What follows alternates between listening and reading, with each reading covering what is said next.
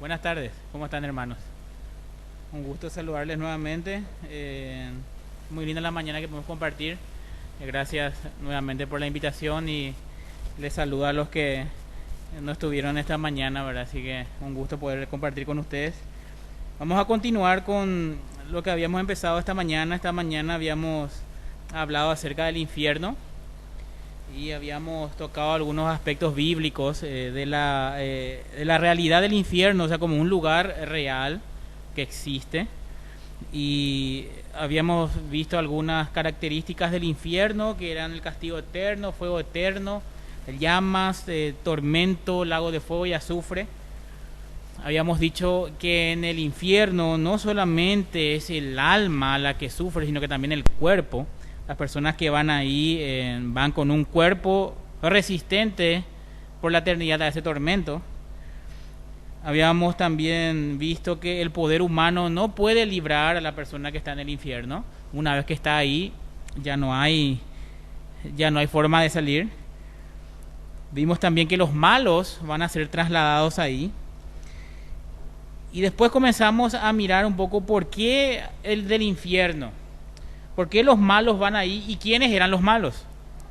Y habíamos desarrollado Romanos capítulo 3 y habíamos visto que ante los ojos de Dios, todo ser humano en su estado natural, o sea, antes de venir a Cristo, es malo, está condenado. Yo creo que todos los que estamos acá creemos en el pecado original, en el sentido de que Adán y Eva cayeron y con ello toda la raza humana. Por ese pecado de Adán y Eva, todos somos culpables delante del Dios Santo.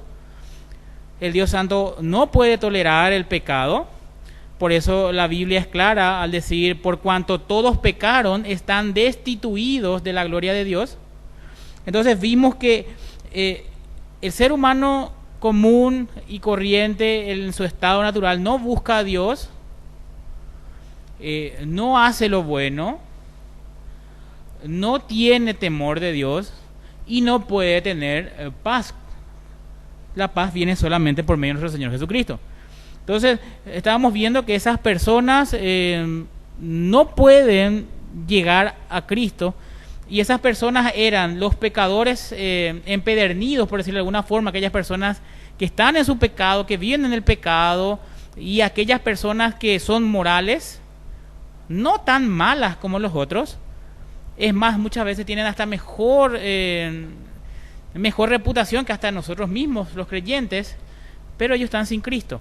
O es el moralista o el religioso. Tanto el moralista como el pecador empedernido, ambos están destituidos de la gloria de Dios si no están en Cristo Jesús. Entonces habíamos visto que bajo la justicia de Dios el infierno es un lugar justo. Si nosotros vamos a esperar que Dios sea completamente justo con nosotros, tendríamos que esperar la condenación del infierno. Entonces, ¿cuál era la solución? Porque habíamos quedado ahí. Habíamos quedado que por cuanto todos pecaron están destituidos de la gloria de Dios. O que habíamos concluido, Pablo dice en Romanos capítulo 3, concluimos pues, dice, que el hombre es justificado por la fe sin las obras de la ley.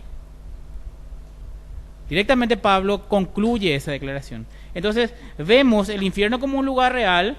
Estamos en nuestra naturaleza caída, condenados naturalmente, y ahora vamos a mirar lo que sería la solución para ese pecado. Y le invito ahora a que abran sus Biblias en Efesios capítulo 2.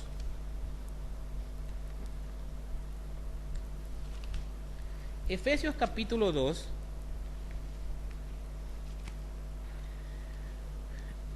Para mí es uno de los capítulos que más amo en la palabra de Dios. Sobre todo los primeros 5 versículos. Aunque todo el capítulo me encanta, ¿verdad? Entonces, yo les invito a que leamos, vamos a leer Romanos capítulo 2. Normalmente se dice la lectura comprensiva y oramos y voy a empezar el desarrollo. Dice Romanos capítulo 2. Efesios capítulo 2. Y Él os dio vida a vosotros cuando estabais muertos en vuestros delitos y pecados, en los cuales anduvisteis en otro tiempo, siguiendo la corriente de este mundo, conforme al príncipe de la potestad del aire, el espíritu que ahora opera en los hijos de desobediencia, entre los cuales también todos nosotros vivimos en otro tiempo en los deseos de nuestra carne, haciendo la voluntad de la carne y de los pensamientos, y éramos por naturaleza hijos de ira, lo mismo que los demás. Pero Dios, que es rico en misericordia, por su gran amor con que nos amó, aun estando nosotros muertos en pecados, nos dio vida juntamente con Cristo. Por gracia sois salvos. Y juntamente con Él nos resucitó y asimismo nos hizo sentar en los lugares celestiales en Cristo Jesús, para mostrar en los siglos venideros las abundantes riquezas de su gracia en su bondad para con nosotros en Cristo Jesús. Porque por gracia sois salvos por medio de la fe, y esto no de vosotros, pues es un don de Dios, no por obras para que nadie se gloríe, porque somos hechura suya, creados en Cristo Jesús para buenas obras, las cuales Dios preparó de antemano para que anduviésemos en ellas. Padre, nuevamente en esta tarde queremos agradecerte porque podemos abrir tu palabra, tenemos esa libertad de hacerlo en este país, sabiendo que hay tantos lugares donde tus hijos son perseguidos, Señor. Gracias porque podemos meditar en ella y porque podemos ver, Señor, la solución a nuestro problema del pecado y la esperanza que tenemos en Cristo Jesús. Bendice el tiempo, bendice tu palabra. Te pedimos esto en el nombre de Jesús. Amén. Vemos que el hombre, por naturaleza, habíamos dicho, de que estaba condenado. Y cuando vamos estudiando el Nuevo Testamento, vemos ciertos quiebres, se le dice, en cuanto a los temas. Sobre todo en el tema del pecado, la caída, las consecuencias, la justificación de Dios. Y el capítulo 2 de Efesios es uno de esos quiebres en cuanto a lo que la Biblia habla del ser humano. Comienza el capítulo 2 de Efesios diciendo: y Él os dio vida a vosotros cuando estabais muertos en vuestros delitos y pecados. Una lectura rápida y así mirando, nos damos cuenta de que el que empieza la salvación en nosotros es ¿quién? Es Dios.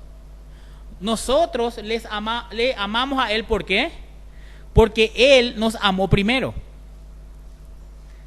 Él es el que nos dio vida a nosotros. Nosotros estábamos, ¿qué dice el pasaje de Efesios? Muertos en nuestros delitos y pecados. ¿Bueno? ¿Qué hace un muerto? No le damos caso a la luz ni nada de eso, eso no importa. ¿Qué hace un muerto? Nada, ¿verdad? ¿Por qué? Porque no tiene vida. Entonces, delante de Dios, ¿cuál era nuestra condición espiritual? Muertos. ¿En qué? En nuestros delitos y pecados. Y Dios tuvo que hacer la obra por medio del Espíritu Santo a través de la predicación de la palabra de Dios en nuestros corazones, en nuestras vidas. Y Dios no es que restaura nuestro corazón. Dios nos cambia el corazón. Él saca el corazón de piedra que nosotros tenemos y nos da uno nuevo para que podamos amarle a Él, porque Él nos amó primero. Efesios capítulo 2 da esos quiebres terribles y dice: Él os dio vida a vosotros cuando estabais muertos en vuestros delitos y pecados, en los cuales anduvisteis en otro tiempo. Y ahí tenemos que recordar lo que habíamos dicho de Romanos capítulo 1 y Romanos capítulo 3. ¿Sí? Anduvimos en otro tiempo siguiendo la corriente de este mundo. Cuando la Biblia habla de corriente de este mundo, está hablando del sistema del mundo. No sé si los que estamos acá, cuántos años tienen ya en Cristo, ¿verdad? Pero yo creo que la mayoría de los que hemos nacido de nuevo tenemos una conciencia de que nuestra vida y nuestros pensamientos han cambiado completamente de lo que era antes de estar en Cristo. La forma de ver las cosas, la forma de ver la vida en sí ha cambiado. ¿Por qué? Porque ya no andamos nosotros según la corriente de este mundo. Cuando vos sos un hijo de Dios y querés hacer la voluntad de Dios, vas a tener problemas con la corriente de este mundo. Sí o sí. Nosotros, a mí me gusta mucho leer y me gusta mucho leer historia de la iglesia. Y si hay una característica de la iglesia a través de los tiempos, desde la era apostólica hasta nuestros días, solamente que nosotros acá en Occidente no vemos mucho de lo que son las persecuciones en Oriente, sobre todo a las iglesias cristianas y a los cristianos. Hay una característica de las iglesias, que todas sufrieron por la causa de Cristo, al no estar conformados a la corriente de este mundo. Si vos sos un hijo de Dios que quiere vivir conforme a la voluntad de Dios, vas a chocar con el mundo, con la gente del mundo, sí o sí. En tu trabajo, la corrupción es algo no solamente de Paraguay. Si la gente dice que Paraguay es muy corrupto, no. La corrupción hay en todos los países, en todos lados, porque el pecado es universal. Así que no crean que somos los únicos corruptos. La corrupción hay en todos lados y de distintos grados. En tu trabajo, si vos sos cristiano y te dicen que vos tenés que ser corrupto en algunas cosas, vos como cristiano tenés que negarte. Y cuando vos te negás a ser parte de la rosca, ¿qué pasa? Normalmente trae consecuencias. Mucha gente han perdido sus trabajos por no querer ser parte de la corrupción o no querer hacer cosas ilegales. Esas son cosas comunes, o sea, lo más sencillo que nos puede pasar. Hay personas que han perdido la vida por causa del evangelio, hay personas que han perdido a sus familias por esas causas, pero nosotros ya no andamos conforme a la corriente de este mundo. Ya no corremos conforme al príncipe de la potestad del aire. ¿Quién es el príncipe de la potestad del aire? El diablo, Satanás. Él es el príncipe de la potestad del aire. Él es el que maneja el sistema del mundo. No tenemos que hacer mucho esfuerzo para darnos cuenta de eso. Nuestra sociedad está en contra de ¿qué? No está en contra de los valores. Está en contra de la palabra de Dios, que es muy diferente. Porque la gente puede ser moralista y tendemos a vivir en sociedades moralistas. Pero el problema no está en la moralidad, el problema está en la palabra de Dios. Una prueba sencilla de eso es que vos estás hablando con alguien y hablas de Dios. Y usar la palabra Dios, Dios, Dios, Dios, como un general. Y no vas a tener problema con nadie. Decir Dios es nuestra esperanza, Dios es nuestro consuelo, Dios es bueno, no vas a tener problema con nadie. Pero cuando cambias la palabra Dios por Señor Jesucristo, vas a comenzar a tener problemas.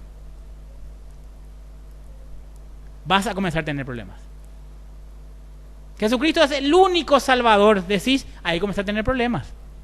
No hay otro mediador entre Dios y los hombres, excepto Jesucristo, vas a tener problemas. El Señor Jesucristo dice esto, vas a tener problemas. Por eso, ya no andamos nosotros conforme al príncipe de la potestad del aire, el que gobierna el mundo. El espíritu que ahora opera en los hijos de desobediencia. Pablo decía que en su época ese espíritu ya operaba en el mundo. Y ahora lo vemos. Esa era nuestra realidad.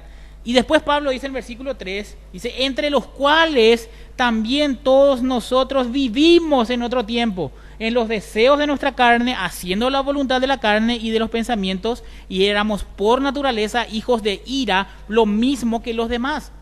Pablo acá habla de qué, ¿en qué tiempo habla Pablo acá? En tiempo pasado. Dice, entre los cuales también todos nosotros vivimos en otro tiempo. O sea, Pablo le está recordando a los efesios, nosotros antes vivíamos en eso. Ahora ya no. Ahora estamos en otra esfera.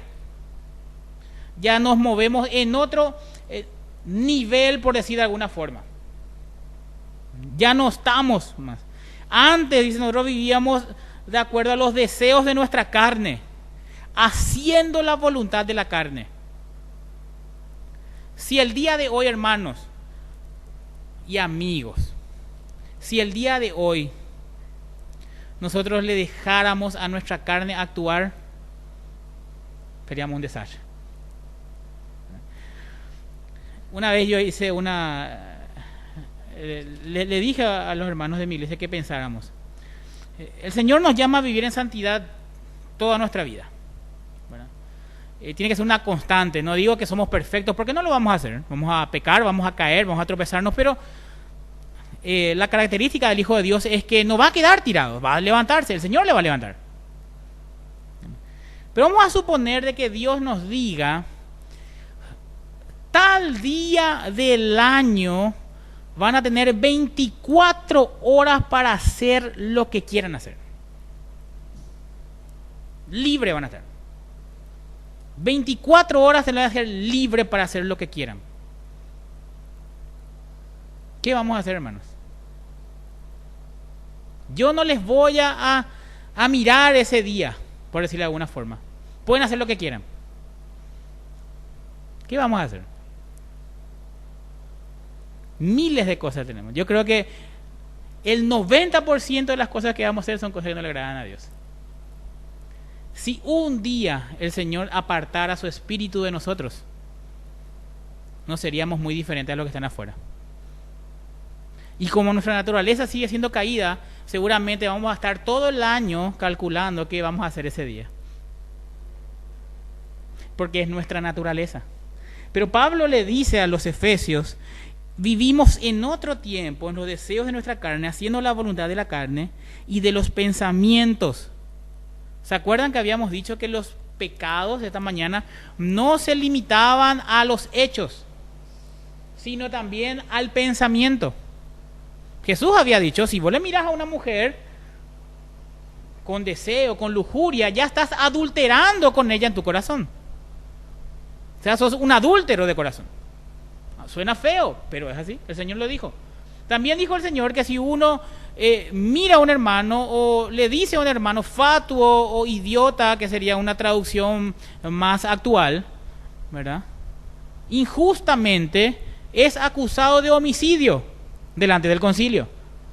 O sea, sos un homicida en tu corazón al no amarle a tu hermano.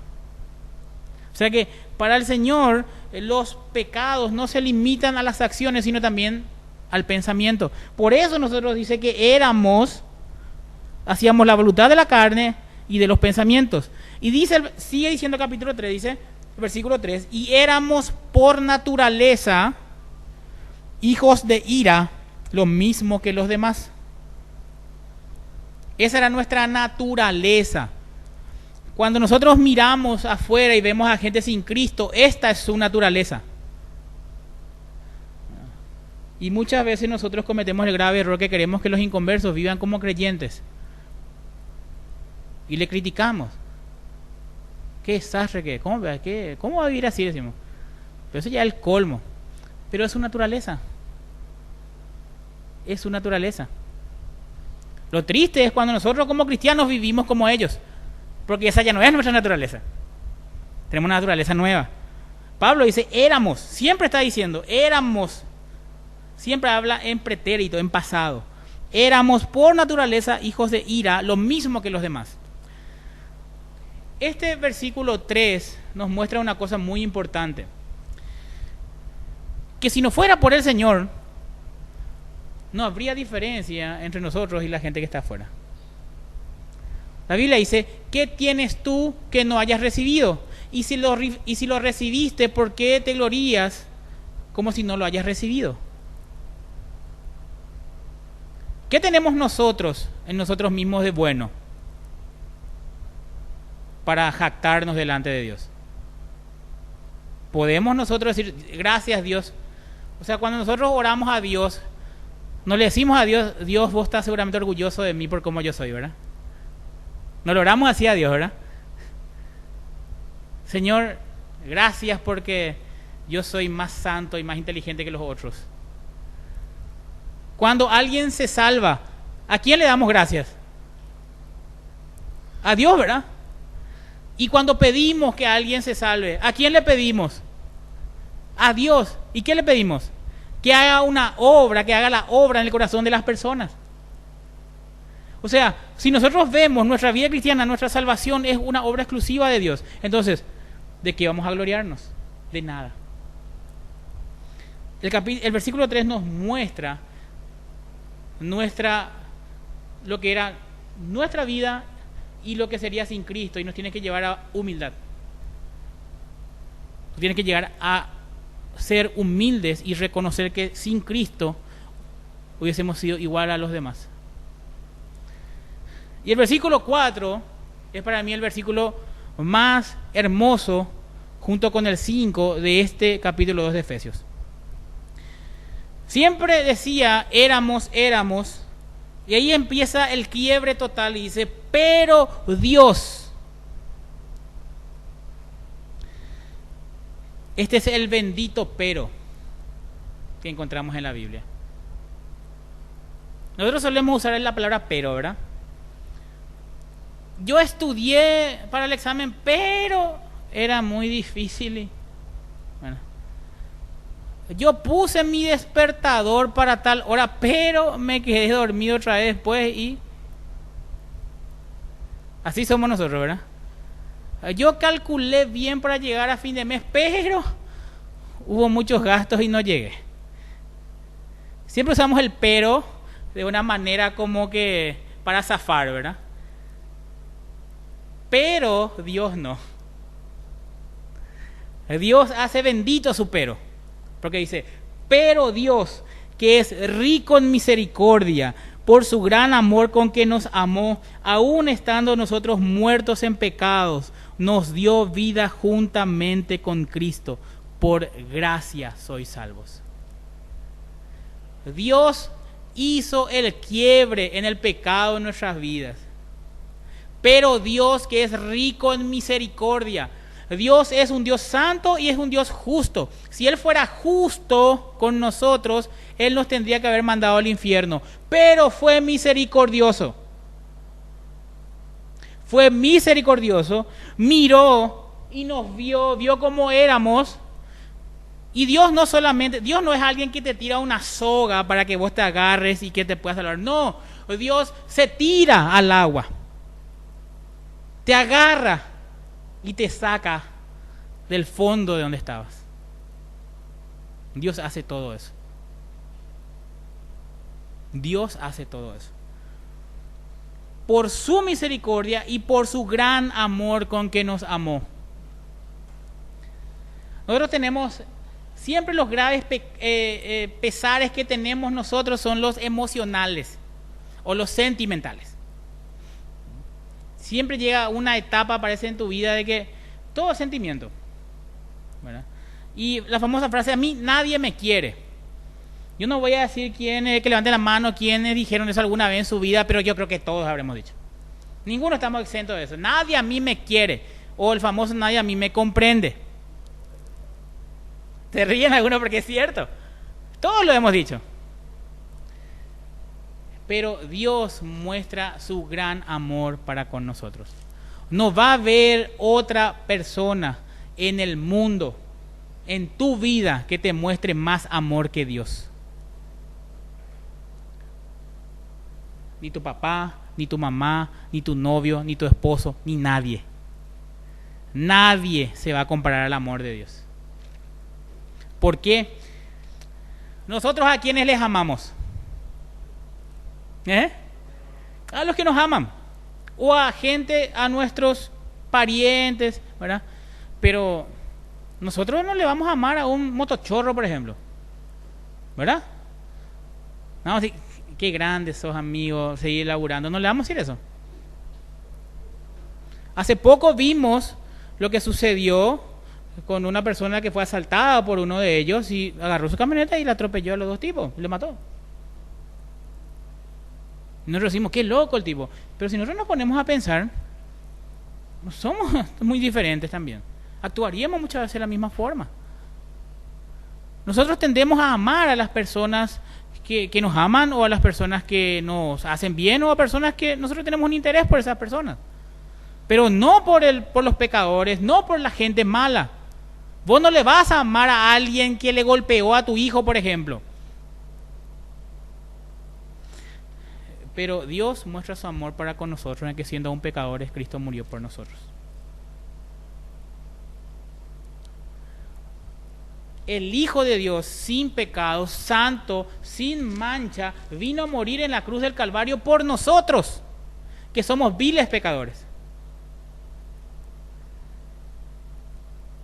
¿Quiénes son padres acá? Que levanten la mano, por favor. ¿Quiénes son padres? Unos cuantos, ¿verdad? ¿Ustedes le entregarían a su hijo para que muera por un ladrón, por un asesino, por un violador, por un adúltero, por un estafador? ¿Le darían a uno de sus hijos para que muera por él?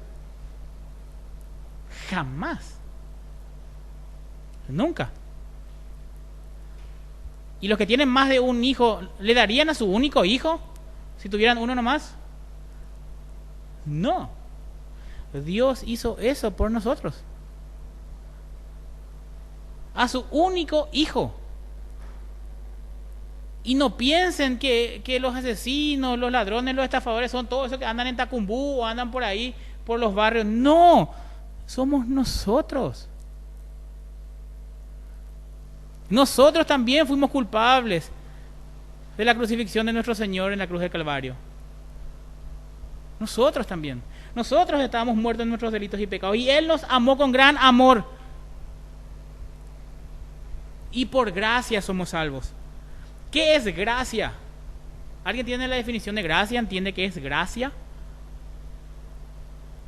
No es eso que decimos, qué gracia que tiene esa chica. No es ese, muchachos. ¿Qué es gracia? La definición de gracia: dádiva, es un regalo, sí, pero es más allá de regalo. Es un regalo inmerecido. Es como cuando, como que vos te fuiste y te aplazaste en la mitad de las materias de tu colegio y tu papá agarra y te regala un auto. No merecías vos, ¿verdad? No merecías ni su autito de plástico. Es un regalo inmerecido. Pero la gracia no solamente es un regalo inmerecido, sino es también un regalo impagable. O sea, no solamente no lo merecemos, sino que era inalcanzable para nosotros. No íbamos a poder jamás llegar a esa gracia, a esa salvación que el Señor nos estaba reservando. No íbamos a poder llegar jamás. Pero Él, en su bondad, en su misericordia, en su amor, nos salvó por gracia.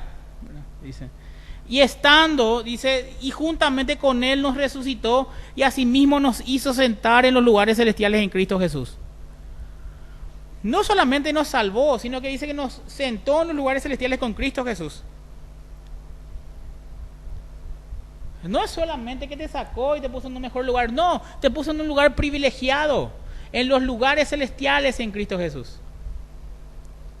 Nosotros estamos tan acostumbrados a lo terrenal que muchas veces nos cuesta imaginarnos las cosas celestiales. Pero imagínense estar en la presencia del Señor mismo, gozando de Él para siempre, sin los problemas de nuestra carne, sin la tendencia a pecar toda la hora y a deshonrar a Dios. Creo que las cosas que más nos duelen a nosotros los cristianos es que cuando pecamos estamos deshonrando a Dios. Esa es la realidad. Cuando nosotros pecamos estamos deshonrando a Dios.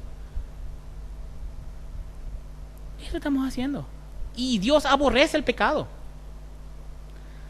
Y Él dice que no solamente nos salvó por gracia, no lo merecíamos, No podíamos alcanzar esa salvación y Él, por misericordia, nos miró y vio nuestra bajeza y nos salvó. Dice, nos hizo sentar en lugares celestiales en Cristo Jesús. ¿Para qué? Tiene un propósito su salvación.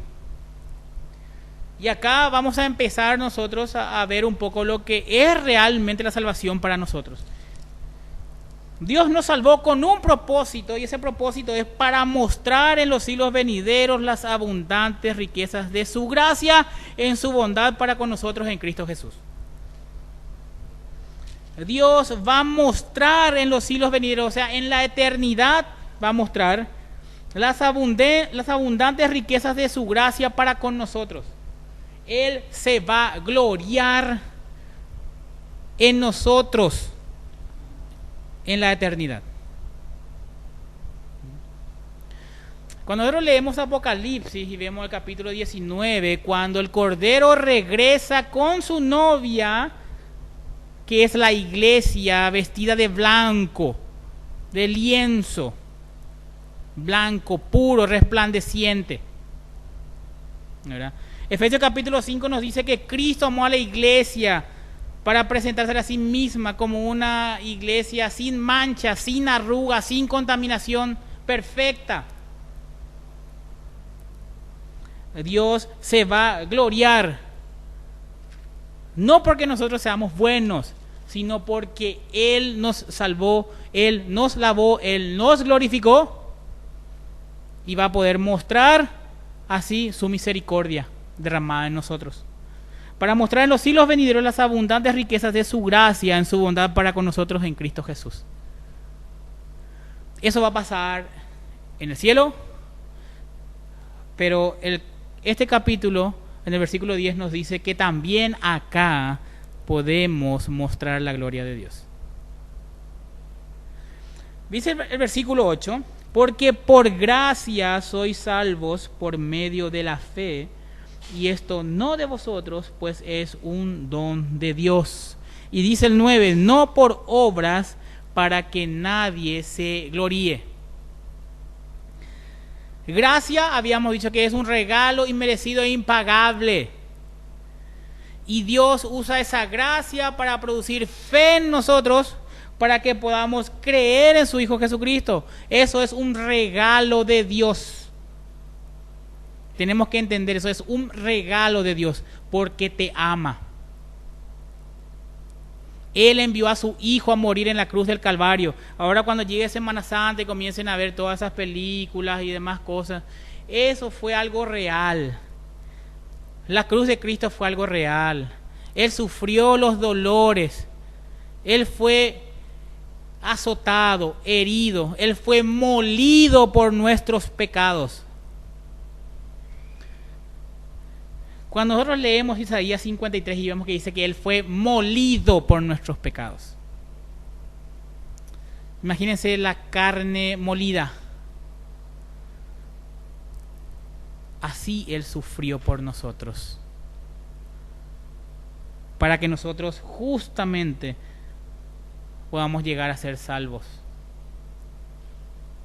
Él derramó su sangre por nosotros. El apóstol Pedro nos dice que nosotros fuimos rescatados de nuestra vana manera de vivir, que recibimos de nuestros padres, no con cosas corruptibles como oro o plata, sino con la sangre preciosa de Cristo, como la de un cordero sin mancha y sin contaminación. Cada gota de la sangre de Cristo fue por nosotros. Esa es la muestra más grande de amor que vamos a tener. Y Él nos dice que por gracia somos salvos. Él derrama su gracia sobre nosotros, Él abre nuestro entendimiento, Él renueva nuestro corazón, Él nos da fe en su Hijo Jesús. Eso es el regalo de Dios. Y dice el versículo 9, no por obras para que nadie se gloríe. Vos no podés hacer nada para salvarte. Porque si vos pudieras hacer algo, tendrías de qué gloriarte. Cuando Pablo toma el capítulo 4 de Romanos, él habla acerca de la justificación por fe y pone como ejemplo a Abraham. Y Pablo sigue una discusión acá porque en Roma había un grupo de judaizantes que le decían a los cristianos, y esta era la doctrina judaizante, no solamente en Roma, sino en todas las ciudades donde había iglesias cristianas, donde ellos decían, en otras palabras, que una persona si no se circuncidaba no podía ser salvo. Pero si vos te circuncidabas, debías de mantener tu salvación guardando la ley mosaica o los sacrificios de la ley mosaica, o sea, todas las fiestas, seguir las lunas nuevas y demás cosas.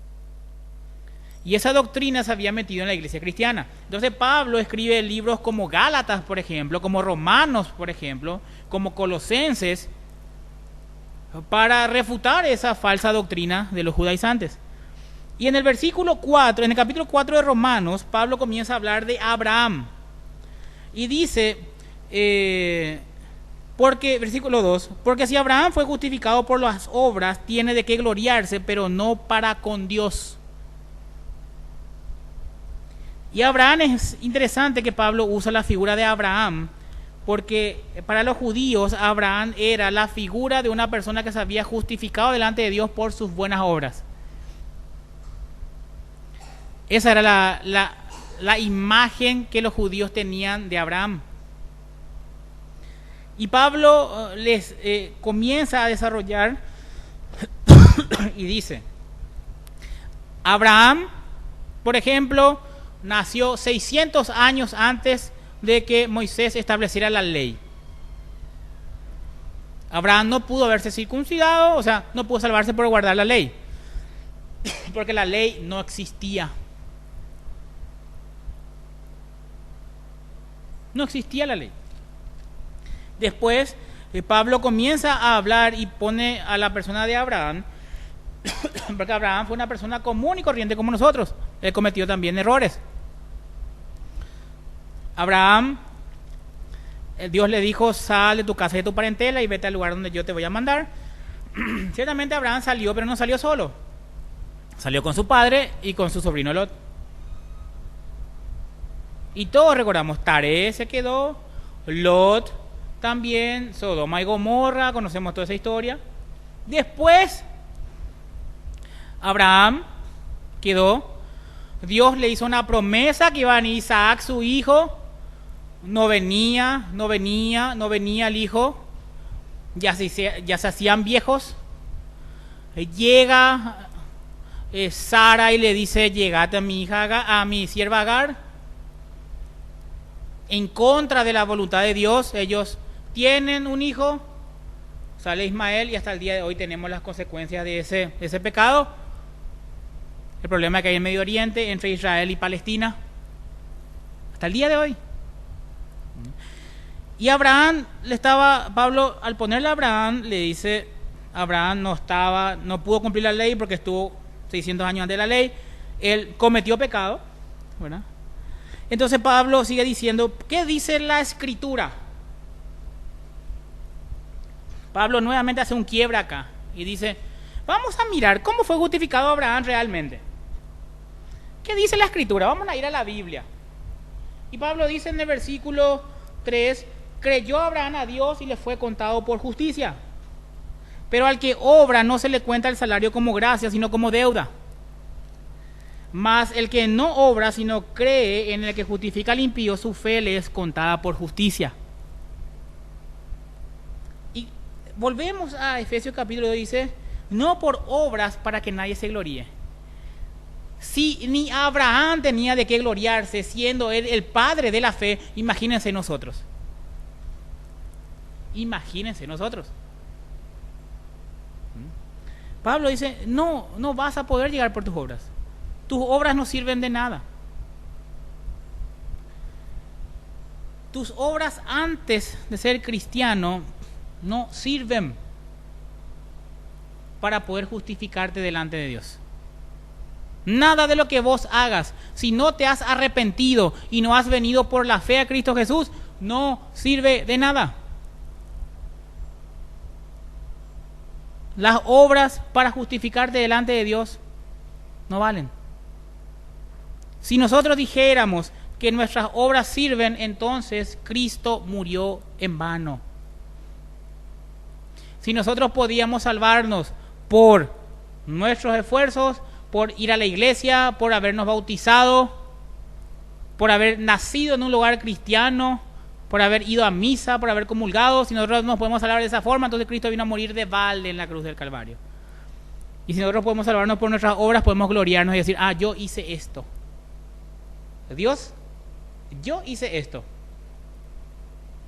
Vos hiciste el 99%, yo hice el 1%. Si vos hiciste el 1%, entonces tenés de qué gloriarte. Pero dice que es no por obras para que nadie se gloríe. Es una obra exclusiva de Dios. Y después de que Él te salvó, de que Él hizo la obra regeneradora por medio del Espíritu Santo en tu vida, Él dice que va a mostrar en los siglos venideros la abundante riqueza de su gracia para con nosotros, pero Él nos habla también del ahora. Ahora, si vos estás en Cristo Jesús, si vos te arrepentiste de tus pecados, si vos viniste a la fe en Cristo Jesús, ahora sí tus obras sirven de algo para glorificar a Dios y para mostrar a otros el cambio que hubo en tu vida. Versículo 10 dice, porque somos hechura suya, creados en Cristo Jesús para buenas obras. Si sos creyente ahora, sí, tus buenas obras valen. ¿Para qué? Para mostrar lo que Cristo hizo en tu vida, para llevar gloria a su nombre. Mucha gente habla de que por gracia, ¿verdad? Y no importa, yo puedo vivir como quiera. Y ahí hay un error. ¿Cómo vas a vivir como querés? Total, ya te salvaste por gracia. ¿Y el Espíritu Santo en tu vida? ¿No hay quebranto en tu vida cuando pecas? El Espíritu Santo no te mueve, no te quebranta, no te dice eso está mal. ¿Qué pasó con el Espíritu Santo? Uno cuando es cristiano ya no hace lo que quiere. Tiene luchas con su carne, pero el Señor le guía a hacer su voluntad. ¿O no? Dice, Dios nos dio su Espíritu, y ese Espíritu dice que lucha con nuestros miembros para que no hagamos lo que querramos. Y cuando encontramos ese para que no hagamos lo que querramos, lo que nosotros queremos hacer es siempre malo. Entonces Dios envía a su Espíritu para ponernos un stop y para guiarnos hacia su voluntad. Y ahí dice que las buenas obras, nosotros fuimos creados en Cristo Jesús para buenas obras. Pero estas buenas obras no son como nosotros queremos. Las buenas obras no es lo que yo pienso que es bueno, o lo que mi imaginación, o lo que mis sentimientos me llevan a hacer lo que es bueno. No lo que yo me imagino, sino lo que Dios preparó de antemano. O sea, nuestras buenas obras tienen que estar guiadas por la palabra de Dios. Tenemos que guiarnos para tener buenas obras, tenemos que conocer su voluntad, y su voluntad vamos a conocerla solamente mediante la palabra de Dios. Si vos querés conocerle a Dios, querés saber qué tenés que hacer, cómo tenés que vivir, qué es lo que Él quiere de vos, tenés que conocer su palabra. ¿Quiénes los que están acá manejan? Se puede saber, se pueden levantar la mano. ¿Quiénes manejan su vehículo, verdad? ¿Y ustedes se imaginan irse por la ruta como ustedes quieren nomás? Siguiendo sus propias reglas. Cuando hay doble franja amarilla, ¿qué me importa? Me voy a adelantar nomás en la curva. ¿Se imaginan? O pasar por el viaducto en República Argentina y Eusebio Ayala, ¿verdad? Pasar un poco a 80 kilómetros de ese viaducto. Vamos a ver si no volás como una rampa ahí. Porque ahí te dice 40 kilómetros por hora. Te va más rápido y te vas a hacer. Vos no podés hacer lo que querés. Vos no podés vivir como querés. No podés manejar tu auto y andarte por la vida como querés. No podés irte en contramano. ¿Probaste irte de contramano alguna vez en una calle? ¿Te das cuenta que ni en la vida vos no podés vivir en contra de las reglas? Hay ciertas reglas que vos no podés.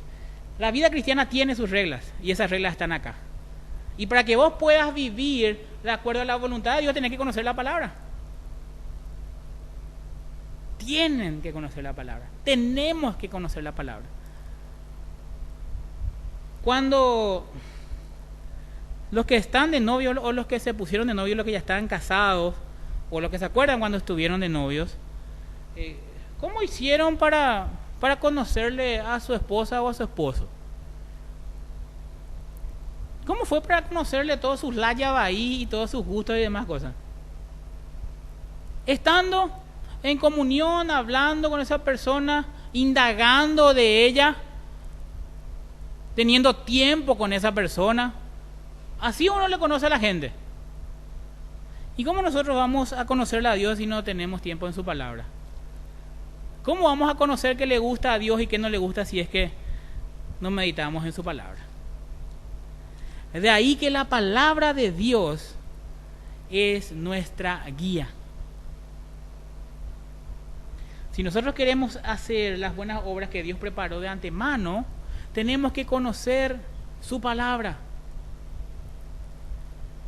para que Él sea glorificado. El fin principal del hombre es glorificar a Dios. La parte más importante de nuestra salvación no es nuestra liberación del pecado, sino llevar gloria a Dios.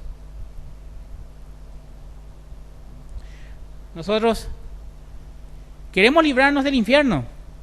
Tenemos a la palabra de Dios y la palabra de Dios nos dice que tenemos, uno, que arrepentirnos de nuestros pecados. La palabra de Dios nos dice que somos pecadores, que no tenemos solución, que no podemos ganar la salvación por nuestras obras, que tenemos que arrepentirnos y venir a la fe en Cristo Jesús. Dios hace la obra, Él te salva, Él te coloca en Cristo Jesús, Él te santifica, Él te pone en posición en Cristo Jesús y Él tiene unas buenas obras para que vos andes en ellas, para que puedas glorificar su nombre. Y todo eso lo vamos a encontrar en su palabra. Si de algo creo que tendríamos que salir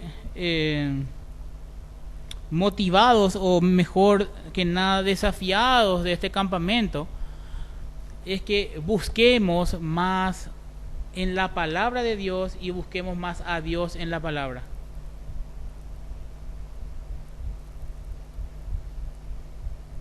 Que esto, la Biblia, sea nuestra regla a seguir.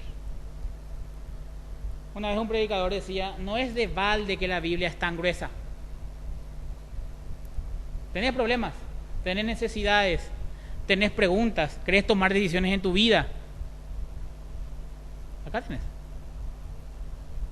Tienen a sus pastores que les pueden guiar con la palabra de Dios para que ustedes puedan ser edificados.